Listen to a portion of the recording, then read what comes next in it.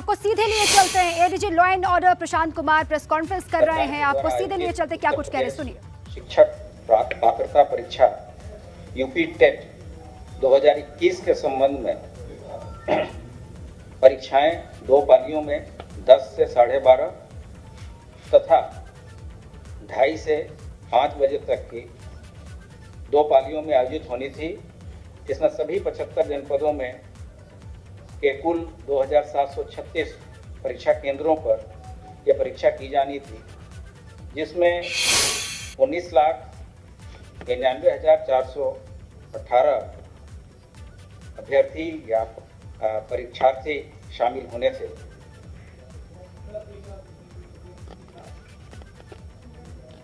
$19,99,418 सरकार की प्रतिबद्धता शुरू से सभी परीक्षाओं को शुचितापूर्ण तथा पारदर्शी तरीके से कराने की रही है। और इसमें हम लोगों ने, आपने पूर्व में भी देखा होगा कि आज तक कोई भी परीक्षा ऐसी नहीं हुई जो कि किसी भी न्यायिक प्रक्रिया से जिसमें इंटरफेरेंस रहा हो।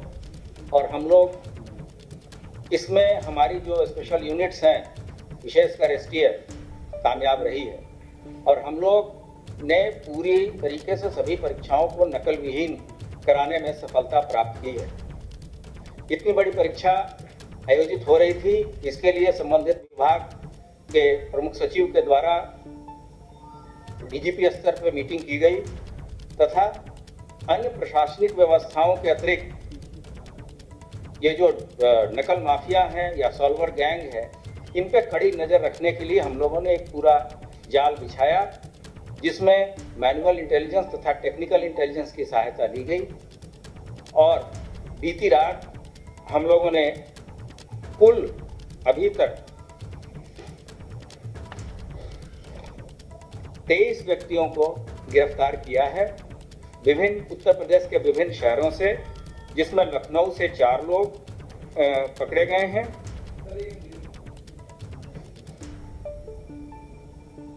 मेरठ एसटीएफ की टीम के द्वारा 3 लोगों को गिरफ्तार किया गया है। एसटीएफ वाराणसी और गोरखपुर के द्वारा भी 2 व्यक्तियों को पकड़ा गया है। जनपद कौशाम्बी से 1 व्यक्ति गिरफ्तार हुए हैं तथा प्रयागराज से 13 व्यक्तियों की गिरफ्तारी हुई है। इनके पास से कुछ फोटोकॉपी पेपर्स के मिले थे, जिनको हम लोगों ने शासन के साथ शेयर किया। और ये बात प्रकाश में आई कि ये प्रश्न पत्र वही हैं जो कि परीक्षाओं में आने वाले हैं।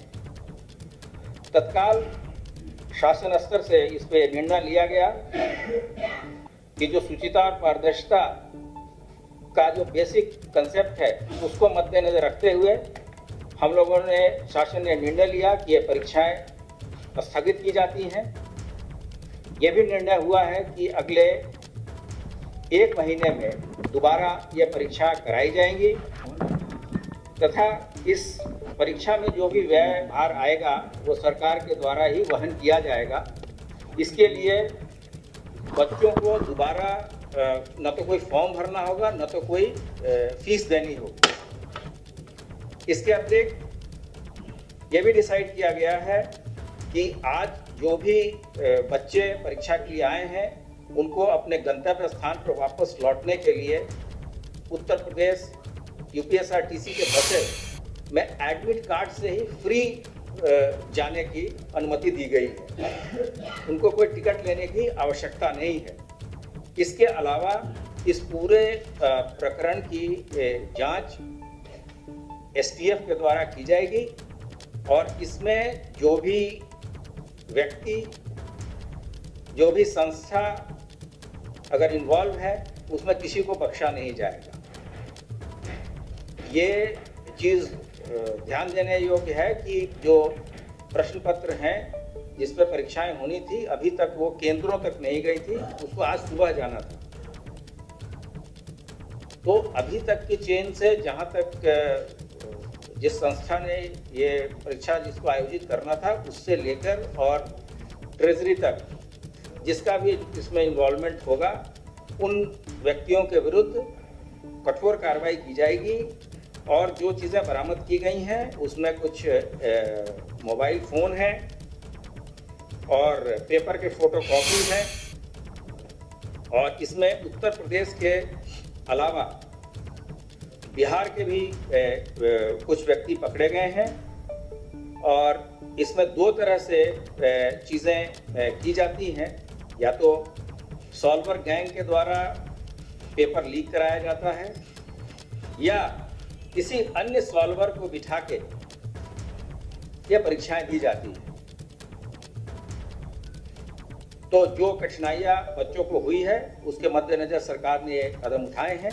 लेकिन जो सबसे बड़ी बात है कि हमारी जो परीक्षाओं को